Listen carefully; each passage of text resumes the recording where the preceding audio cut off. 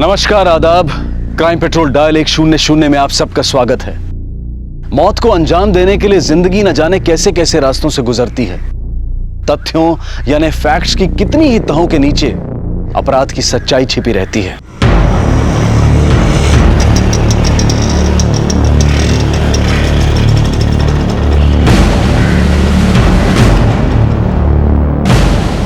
Sir, पलक को गायब हुए 48 घंटे हो गए। सर, मेरी बेटी का अभी तक कुछ पता नहीं चला। सर सक्सेना जी, हम पूरी कोशिश कर रहे हैं। आप प्लीज पेशेंस रखिए। बेहतर होगा अगर पलक के बारे में आप लोग कुछ और जानकारी दे पाएं, जैसे कब निकली थी वो घर से। Excuse me. हाँ, बोलो। गाड़ी मिल गई? नंबर वही है? ठीक है, फॉरेंसिक को इन्फॉर्म करो, हम वहां पहुंच रहे हैं।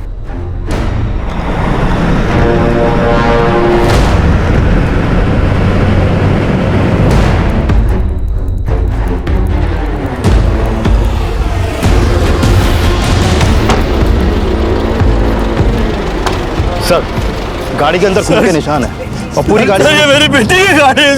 एक मिनट और सर, ये सब क्या हो रहा है? सर, मेरी बेटी पलक कहाँ है? आपकी बेटी से किसी की कोई रंजिश, कोई झगड़ा? नहीं सर, उसका किसी से कोई झगड़ा नहीं, कोई रंजिश नहीं। हर रोज की तरह उस दिन भी वो घर ही आ रही थी। उसका फोन भी आया था। वो गाड़ी में अकेली थी साहब। तो फिर उसके पास पिस्तौल कहां से आई? पिस्तौल? नहीं साहब, उसके पास कोई पिस्तौल नहीं था। हमें पलक की गाड़ी से बुलेट का एम्प्टी शेल मिला है। लेकिन सर, उसके पास कोई पिस्तौल नहीं है। देखिए सक्सेना जी, या तो आप जानते नहीं हैं या आप अनजान बनने की कोशिश कर रहे हैं। आलम, सक्सेना जी का डीएनए के लिए ब्लड टेस्ट करवाओ। सर। आलम, फॉरेंसिक रिपोर्ट के मुताबिक गाड़ी से जो हमें खून के धब्बे मिले हैं वो किन्हीं दो लोगों के हैं, जिनमें से एक AB पॉजिटिव है और दूसरा B पॉजिटिव। और एक बात पता चली है कि ये AB पॉजिटिव वाला इंसान HIV पॉजिटिव भी है। हाँ सर, लेकिन पलक का ब्लड ग्रुप O पॉजिटिव है, तो पक्का ये उसका खून तो नहीं हो सकता। और इन सब बातों से ये तो कंफर्म है कि गाड़ी में कम से कम 3 लोग थे। 2 वो जिनके खून के धब्बे में गाड़ी में मिले, और तीसरी पलक जिसकी गाड़ी थी और जो भी मिसिंग है। पलक का मिसिंग होना और गाड़ी से इन 2 लोगों के खून के धब्बों का मिलना, इन दोनों के बीच की कड़ी ये HIV पेशेंट हो सकता है। क्योंकि ये बीमारी कॉमन नहीं है, इसलिए इसके बारे में पता लगाना आसान है। एक काम करो, आसपास के क्लिनिक्स में HIV पेशेंट्स के बारे में पता करो, हो सकता है वो पेशेंट इनमें से ही कोई एक हो। सर, और एक बात, पलक के पिता राजेंद्र के घर पे भी सर्वेलेंस बढ़ा दो। पलक की गाड़ी से खून के धब्बे का मिलना और उसका गायब होना, जरूर कुछ ऐसा है इस लड़की की जिंदगी में जो अलग से चल रहा है। चल चल। है।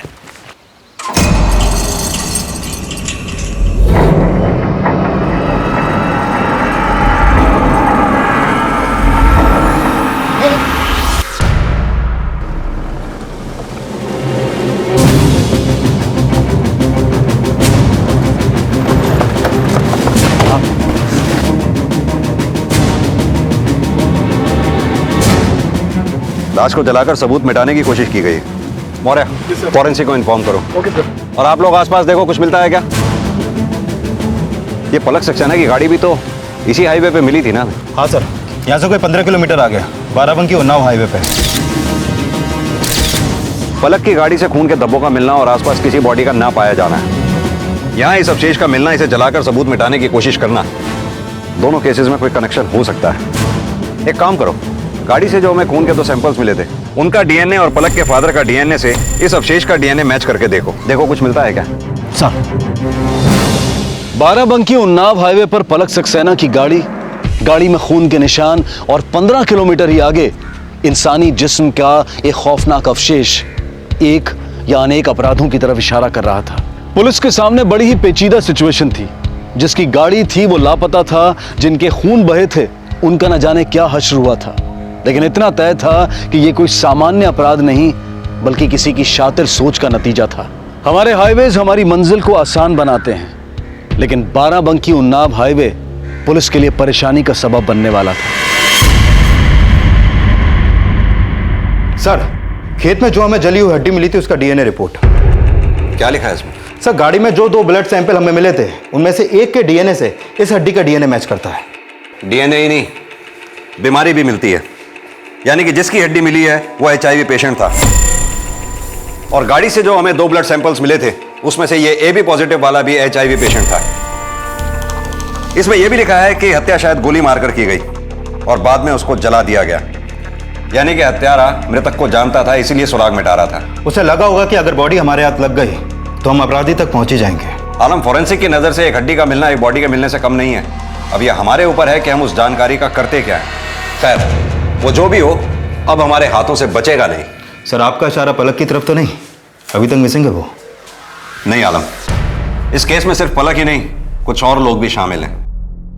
सर ये अपना खबरी है बाराबंकी नया बाजार से, कुछ खबर लाया है। बोलो।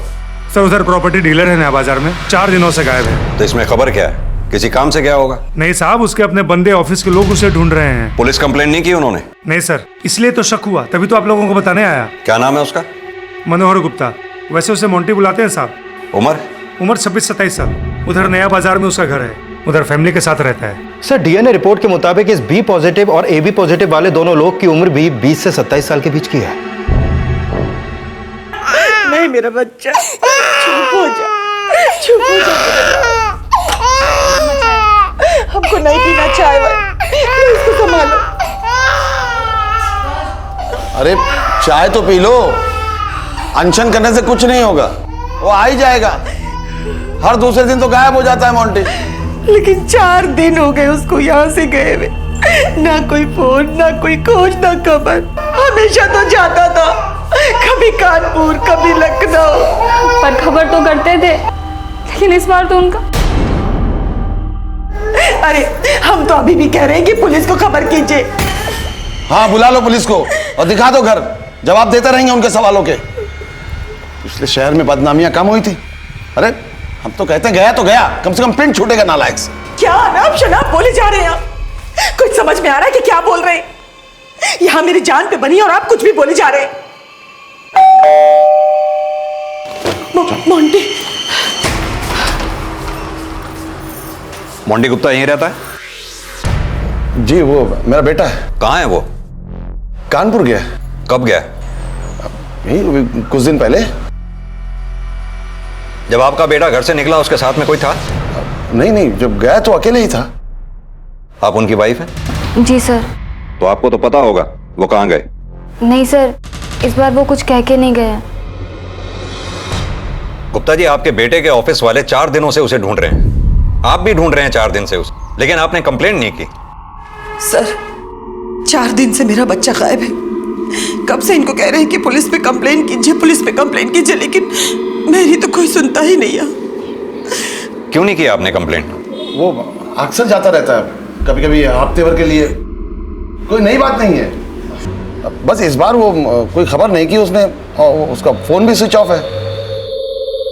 सर आप? गुप्ता जी, बाराबंकी उन्नाव हाईवे पर कुछ वारदातें हुई जिसमें हत्याएं भी हुई हैं, लेकिन बॉडी हमें नहीं मिली है, बॉडी पार्ट्स मिले हैं। अब आप हमें सही सही बताइए कि आपका बेटा है कहां? पिस्तौल रखता है बेटा आपका? पिस्तौल? जी मालूम नहीं, कभी देखा नहीं। यही है आपका बेटा? कसरती है? हाँ सर, वो बचपन से उसको शौक था अपना शरीर बनाने का। देखो भैया, ये वाली है। ये मुंह साफ है ना? हाँ, कितना 2 गोनी कर दूं? 2 कर दो, और तू और कर दो। अरे पापा, इतनी कंजूसी मत करा करो, साथ में कुछ नहीं जाएगा। तेरे पेट में तो जाता है मुफ्त का, भट्टा बैठा है किसी ने चुका। अरे छोटे, खाने देना, घी गिरा तो खिचड़ी में ना। खा बेटा खा। भैया, अरे तू दाल बता। कसरत करने का और अच्छा खाने पीने का बहुत शौक है इसे। ये मोंटी आपका इकलौता बेटा है? जी नहीं, मेरी एक बेटी भी है, पूनम। गुप्ता जी, हमें आपका ब्लड टेस्ट करवाना होगा। Blood test? हमारा? जी, आपके ब्लड टेस्ट से हमें डीएनए मैचिंग करवानी होगी उसके साथ जिसकी बॉडी के पार्ट्स मिले हैं हमें। एक बात बताइए, आपके बेटे को किसी तरह का कोई रोग था? मेरा मतलब गुप्त रोग। बाराबंकी उन्नाव हाईवे पर मिली गाड़ी में खून के निशान अब एक इंसान से जुड़ गए थे। सुरागों के कोहरे में भटकती पुलिस के सामने अपराध की एक छवि सी बन गई थी। गुप्ता परिवार से उनका नौजवान लड़का मोंटी गायब था, तो क्या वो भी उस रात उस कार में था? इसका जवाब महज अब एक ब्लड टेस्ट के नतीजे पर टिका था। लेकिन पुलिस के सामने एक और बड़ी पहेली थी। किसी भी अपराध की इमारत मोटिव यानी कि मकसद की नींव पर खड़ी होती है। एक लड़की गायब है, खून के निशान हैं और एक इंसानी जिस्म का अवशेष। मकसद क्या था? क्या ब्लड टेस्ट रिपोर्ट का नतीजा इस गुत्थी को सुलझाने वाला था? सर, मोंटी के पिता का डीएनए रिपोर्ट आ गया है और उनका डीएनए इस बी पॉजिटिव ब्लड ग्रुप वाले से मैच करता है। यानी बी पॉजिटिव ब्लड ग्रुप वाला मोंटी है। इसका मतलब मोंटी भी उस गाड़ी में मौजूद था।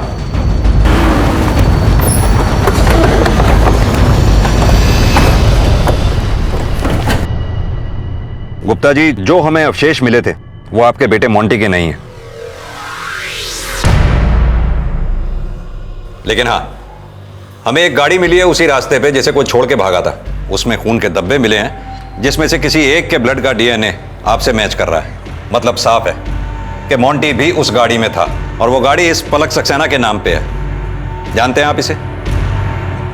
रिंकी जी, आप जानती हैं इसे? कभी आपसे जिक्र किया हो मोंटी ने? नहीं, कभी जिक्र तो नहीं किया। तो फिर आपका बेटा मोंटी इसकी गाड़ी में कर क्या रहा था? और वो अकेला ही नहीं, उसके अलावा एक और आदमी भी था उस गाड़ी में।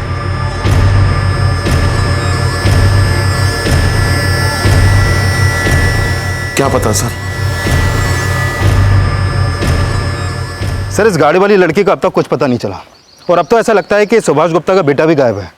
आखिर चल क्या रहा है इसके बेटे की लाइफ में?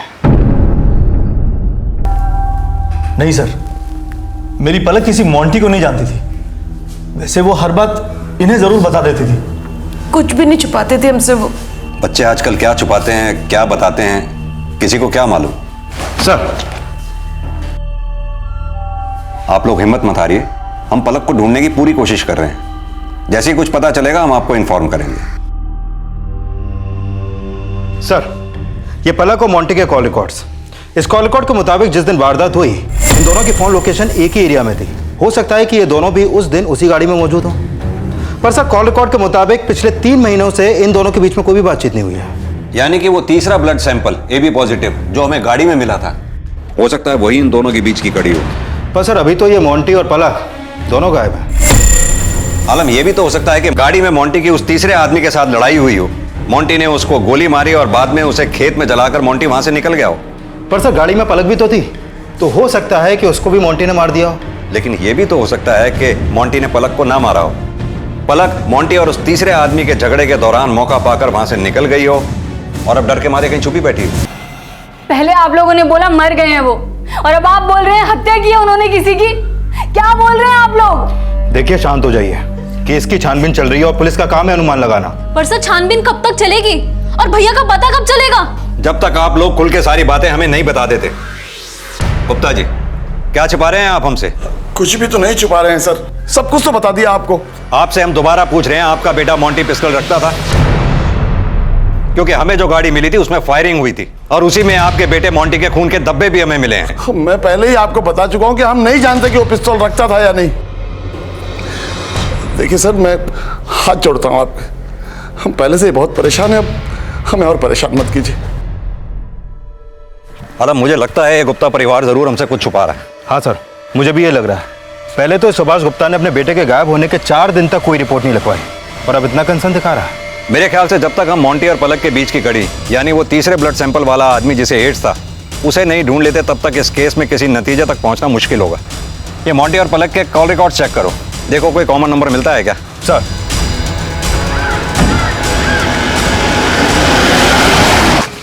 सर, मैंने पलक और मोंटी दोनों के कॉल रिकॉर्ड चेक किए, पर कोई भी कॉमन नंबर इन दोनों के बीच में नहीं मिला। मोंटी लास्ट टाइम ऑफिस के लिए निकला था, उसके ऑफिस और आसपास के एरिया में पूछताछ करो, शायद कुछ पता चले। सर,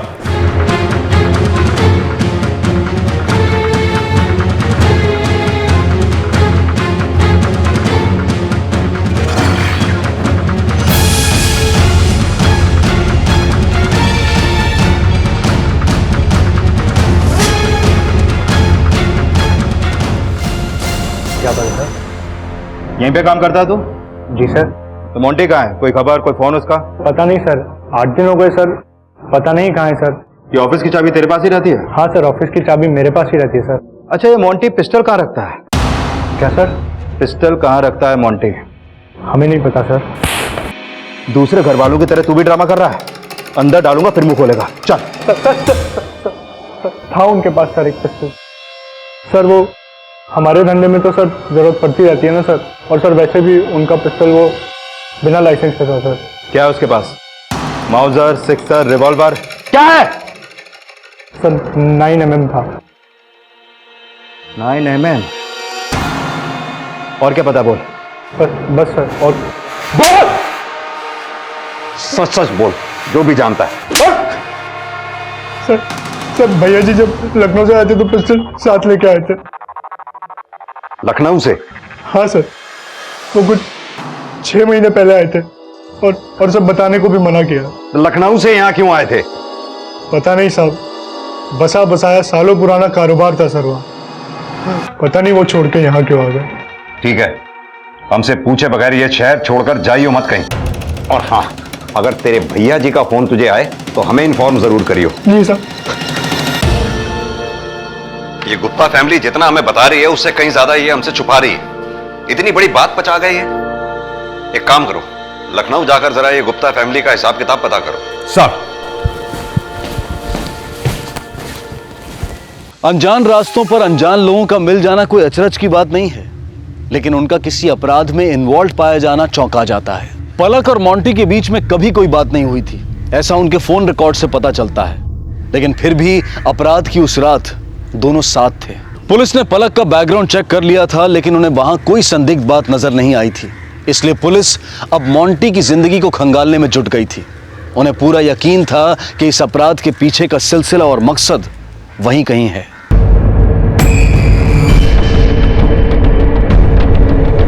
सर, मोंटी का चाचा यहीं पे आगे रहता है। शंभूनाथ गुप्ता नाम है उसका। यादव, गाड़ी लेफ्ट में ले लो।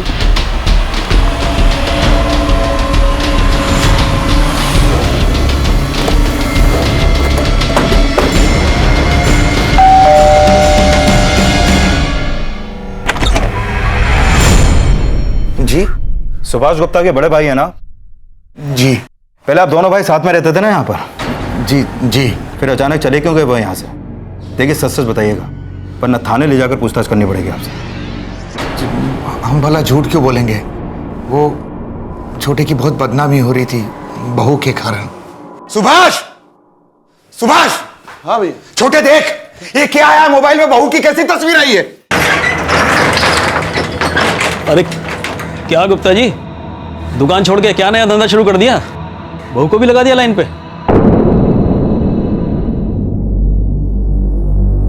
वो बहू की गंदी तस्वीर पूरे शहर भर में फैल गई थी और उसके कारण पूरे शहर में छोटे की बहुत थू-थू हो रही थी। समाज में उठना बैठना मुश्किल हो गया था उसका और उसके परिवार का। मोंटी का कारोबार बहुत अच्छा चल रहा था, पर सब कुछ रातों रात बेच बाच कर निकल गए सबके सब। किराने की दुकान हम दोनों भाई मिलके चलाते थे, पर सुभाष ने चाबी मेरे हाथ में दे दी और चला गया। अच्छा, मोबाइल में जो एमएमएस निकाला था वो किसने निकाला, कुछ पता चला? नहीं साहब, पता नहीं किसकी हरकत थी वो। और कौन कौन रहता है आपके साथ यहाँ पर? अभी तो हम पति पत्नी रहते हैं। एक बेटा है राजेश, वो दिल्ली से सिविल की तैयारी कर रहा है। बाराबंकी की पुलिस मोंटी के चाचा शंभूनाथ गुप्ता से मिलने के बाद जब घर के बाहर पहुंची तो पता चला कि मोबाइल पर फैलाई गई मोंटी की बीवी की अश्लील तस्वीरें दरअसल अविनाश नाम के एक लड़के ने अपलोड की थी। सुनिए, ये सुभाष गुप्ता यहीं पे रहते थे ना? हाँ साहब, यहीं रहते थे, पर साहब वो तो सबके सब फरार है। क्या है ना साहब, उनकी बहू की तस्वीरें ना मोबाइल में आ गई थी। जी नहीं साहब, उसका तो लफड़ा चल रहा था। अरे वो क्या नाम था उस लौंडे का? अविनाश। हाँ अविनाश। उसका मोंटी के साथ पहले से ही कुछ झगड़ा चल रहा था साहब। अविनाश ने तो बदला लिया है साहब।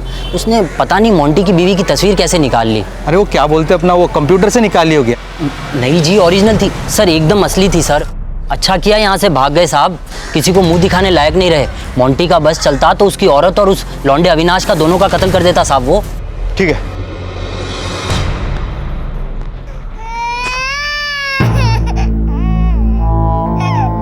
मुझे तुमसे कुछ बात करनी है। हाँ अम्मा, पूछिए ना। सच सच बताना, मोंटी कहाँ है? हमें नहीं पता अम्मा। तुम्हारा उसके साथ कोई झगड़ा हुआ था? नहीं अम्मा, कोई झगड़ा नहीं हुआ। हम जानते हैं लखनऊ की उस घटना के बाद आप लोगों ने हमें घर से तो नहीं निकाला। पर अपनाया भी तो नहीं। और अब आप हम पर शक कर रही हैं कि हमने झगड़ा किया उनसे।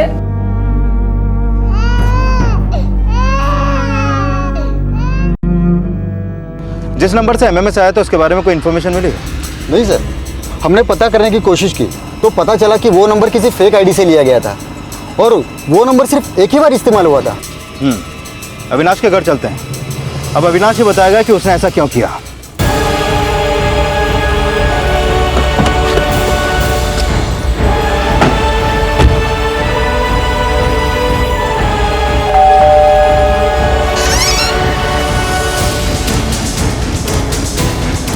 जी, ये अविनाश कहाँ है? क्या बात क्या है साहब? जो भी पूछ रहा हूँ उसका जवाब यहीं पे देंगे या थाने चल के बोलेंगे? ये आप ऐसे क्यों बोल रहे साहब? 8-10 दिन हुए हैं, वो लखनऊ में नहीं है अविनाश। फिर कहाँ है अभी? गया होगा कहीं घूमने फिरने, उसकी तो घूमने फिरने की आदत है। ये रिंकी का एमएमएस उसी ने बनाया था ना? नहीं साहब, हमारा बेटा ऐसी ऊंची हरकत नहीं कर सकता। ये प्रॉपर्टी डीलर मोंटी गुप्ता से कोई पुराना झगड़ा था ना उसका, तब उसका बदला उसकी बीवी से निकाल लिया। नहीं साहब, हमारा बेटा अविनाश ऐसी गंदी हरकत कभी नहीं करेगा। ठीक है, आपको हमारे साथ चलना होगा, अपना ब्लड टेस्ट करवाना होगा। और हाँ, आपके बेटे को कोई गुप्त रोग है, मतलब HIV? नहीं साहब, हमारा बेटा बिल्कुल तंदुरुस्त है। और आप ये ब्लड टेस्ट की क्या बात कर रहे हैं?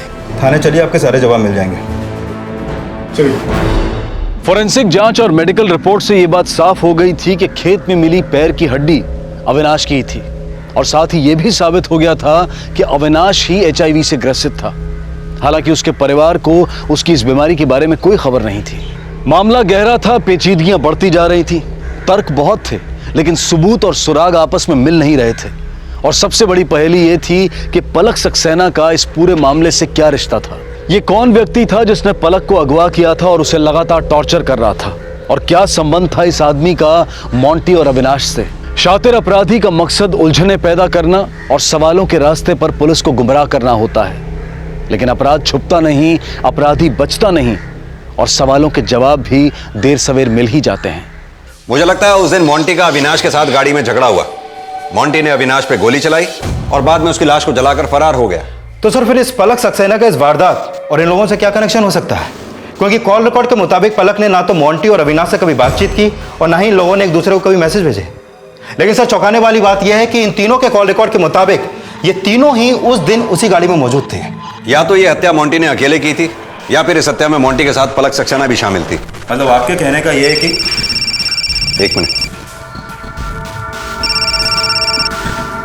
हाँ बोलो, क्या?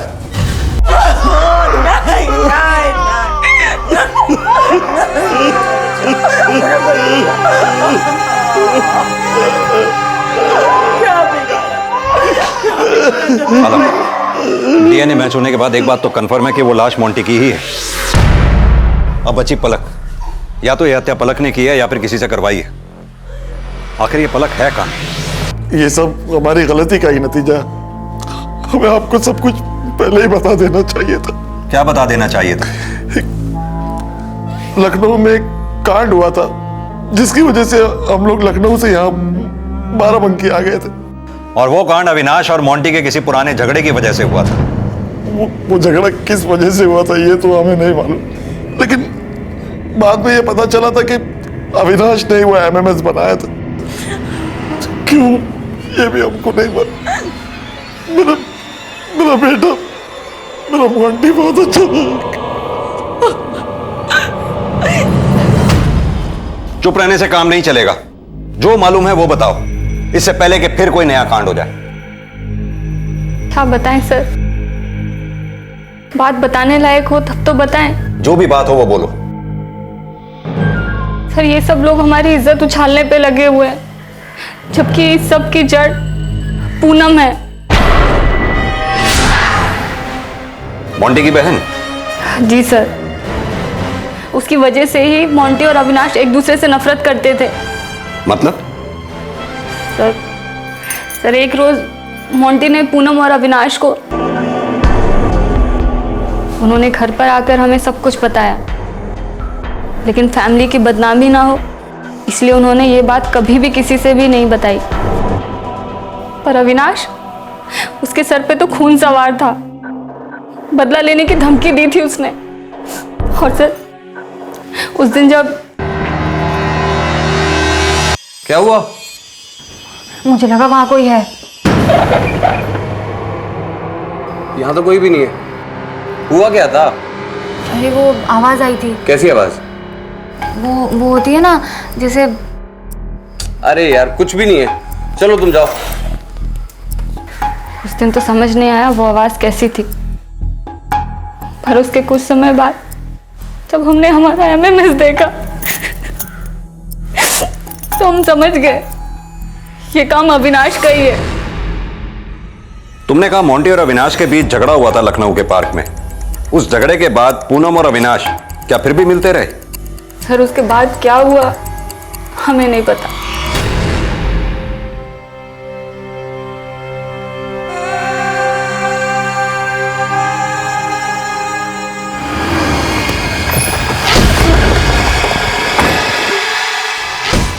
गुप्ता जी, हमें आपकी बेटी पूनम से कुछ सवाल करने हैं।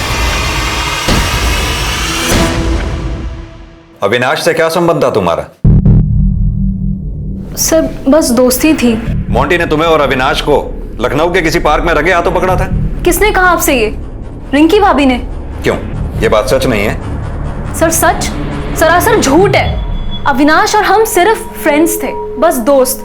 वो मेरे कॉलेज में पढ़ता था। हाँ, कभी कभी वो हमारे घर आता था। सच तो ये है, भाभी भैया से फ्रस्ट्रेट होकर अविनाश को पटाने लगी और फिर वो लोग रोज मिलने लगे। ये जो तुम कह रही हो, अगर ये बात सच है तो इसका कोई सबूत है तुम्हारे पास? सर, मेरे पास इस बात का कोई सबूत नहीं है, पर यही सच है क्योंकि मुझे भैया ने खुद बताया था और उन्होंने मुझे मना किया था मैं किसी से ये बात ना कहूं, मम्मी पापा से भी नहीं। नहीं सर, इस बारे में हमको नहीं पता। तभी तो मेरा बेटा मर गया। क्या क्या सह रहा था वो घुट घुट के रह रहा था, घुट घुट के रह रहा था वो, घुट घुट के रह रहा था। एक बात बताइए, क्या आप लोगों ने अविनाश को इधर बाराबंकी में देखा था? कभी नहीं देखा उसको। सर, आपको क्या लगता है ये लोग जो बोल रहे हैं वो सब सच है? हो सकता है ये सब लोग एक दूसरे पर बेबुनियाद आरोप लगा रहे हैं। पर क्यों करेंगे वो ऐसा? हो सकता है इनकी बातों में भी कुछ सच्चाई हो, लेकिन इस वक्त मैं कुछ और सोच रहा हूं आलम। क्या सर? अविनाश और मोंटी दोनों मर चुके हैं। अगर अविनाश को मोंटी ने मारा तो फिर मोंटी को किसने मारा? और उससे भी बड़ा सवाल ये कि वो लड़की पलक इन दोनों के बीच में कर क्या रही है? सर, अविनाश, पूनम और रिंकी का कॉल रिकॉर्ड के हिसाब से पिछले 6 महीनों में इन तीनों के बीच में आपस में कोई भी कांटेक्ट नहीं हुआ। लेकिन सर ये देखिए, लखनऊ में रहने के दौरान मोंटी की बहन पूनम और अविनाश के बीच काफी बातचीत होती थी, लगभग रोज, घंटों तक। झूठ है सब झूठ है अम्मा। चक्कर तो इसका चल रहा था अविनाश के साथ। वो बस हमारा दोस्त था, बस दोस्त। कोई संबंध, कोई अफेयर नहीं था हमारा उसके साथ। और अम्मा, झूठ तो भाभी बोल रही हैं अपनी करतूत पे पर्दा डालने के लिए। अम्मा, हम अपने बच्चे टिंकू की कसम खा के कहते हैं हमारा कोई संबंध नहीं था किसी के साथ।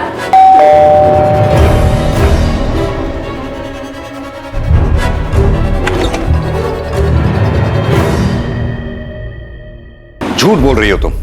अपनी भाभी पे लगाया हुआ तुम्हारा इल्जाम बिल्कुल झूठा है। सर, हम झूठ नहीं बोल रहे हैं। आवाज नीचे। हमारे पास और भी बहुत से तरीके हैं सच को उलवाने के। और सच तो यह है कि मोंटी को तुम्हारे और अविनाश के संबंधों को लेकर आपत्ति थी, इसलिए तुमने अविनाश के साथ मिलकर मोंटी के कत्ल का प्लान बनाया, जो कि फेल हो गया। और बाद में मोंटी को उसको भी मारकर जला दिया। हालांकि यह काम तुम्हारे अकेले के बस का नहीं था, इसलिए तुम्हारे साथ तीसरा भी जरूर कोई था। कौन था वो तीसरा? और ये पलक कहां है? हम किसी पलक को नहीं जानते और हमारा अविनाश का कोई संबंध नहीं था।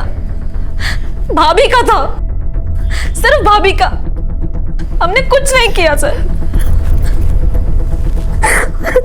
सर, एक बात समझ में नहीं आ रही, मोंटी और अविनाश दोनों दुश्मन थे, तो फिर ये दोनों एक साथ उस गाड़ी में कैसे पहुंच गए और क्यों? हो सकता है किसी ने मीटिंग तय की हो। पर सर, मोंटी के कॉल रिकॉर्ड में ऐसा कुछ सामने नहीं आया। लेकिन यह भी तो हो सकता है पर्सनली आमने सामने बात की गई हो। पर सर, जिस दिन वारदात हुई अविनाश उसी दिन बाराबंकी पहुंचा था, तो हो सकता है कि उस तीसरे आदमी को अविनाश ने अपने फोन से ही कांटेक्ट किया हो। एक काम करो आलम, इस अविनाश के फोन कॉल रिकॉर्ड्स दोबारा से चेक करो। पता करो वारदात से 2-3 रोज पहले इसने किस किस से बात की थी। Sir, Devpur highway check post से एक आदमी आया है, उसके पास कुछ खबर है। बुलाओ उसे। सर अभी कुछ देर पहले मैं उन्नाव बाराबंकी हाईवे से जा रहा था।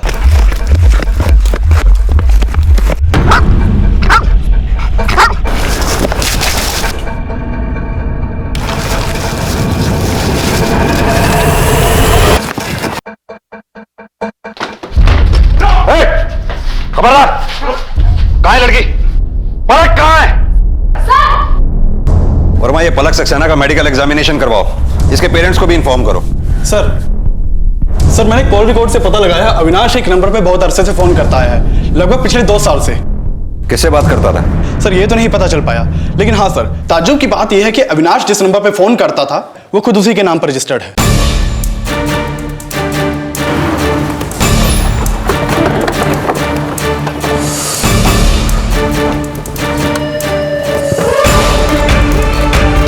सर ये देखिए, वही नंबर है।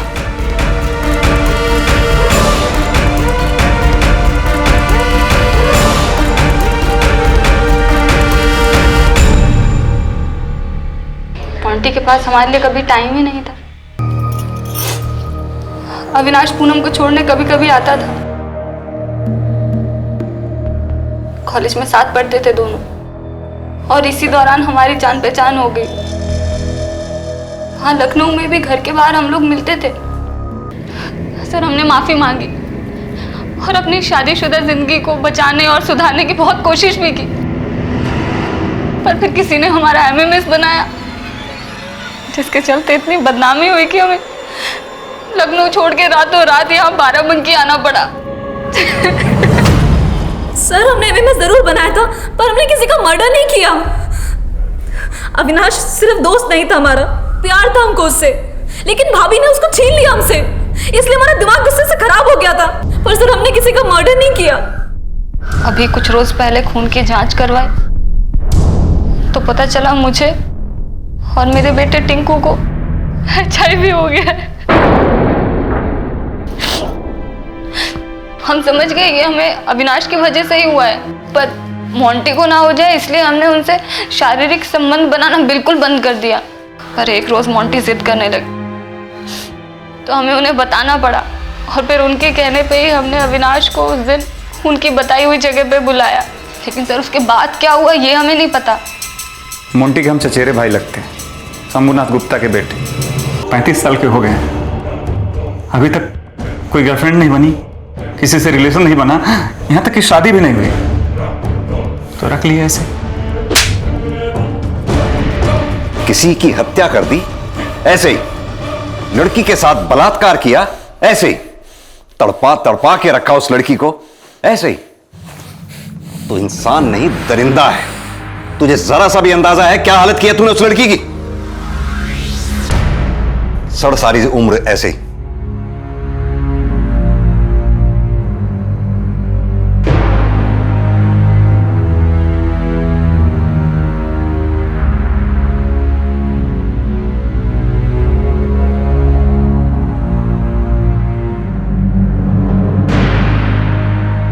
रिंकी गुप्ता को हत्या और हत्या की साजिश के लिए हिरासत में लिया गया है। जिंदगी के ज़हीन मसले अपराध के रास्तों पर चलकर नहीं सुलझाए जा सकते। बातों को छुपाकर या गुप्त रखने से मसले खुद ब खुद हल नहीं हो जाया करते। किसी ने सही कहा है कि झूठ और रहस्य आत्मा पर एक ऐसे कैंसर की तरह से होता है जो हर अच्छाई को खा जाता है और अपने पीछे छोड़ जाता है सिर्फ तबाही। इसी विचार के साथ अब मैं अनूप सोनी आपसे विदा लेता हूं। फिर मुलाकात होगी अगले एपिसोड में एक और चौंका देने वाले केस के साथ। तब तक अपना और अपने परिवार का ख्याल रखें और देखते रहें क्राइम पेट्रोल डायल 100। सबक एक को सीख हम सबको। जय हिंद।